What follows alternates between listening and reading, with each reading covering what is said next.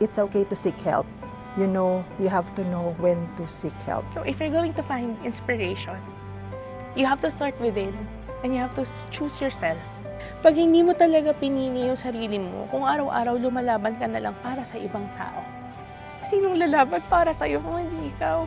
Seek who you are and, of course, know your battles in life. The meds would calm you down, would numb you down, but at the end of the day, it's how you face these people and how you are able to put yourself in a better environment as well.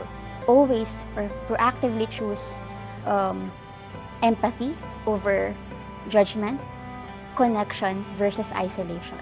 It is important for their well-being also that you have to be considerate, you have to be empathetic, you have to be self-aware na baka may pinagdadaanan to. Or mental health issue, hindi siya masyado dinidiscuss kasi nga people think that it's too personal, it's parang out of your concern already. Pero let's normalize na pag-usapan yung mental health issue kasi it's very important.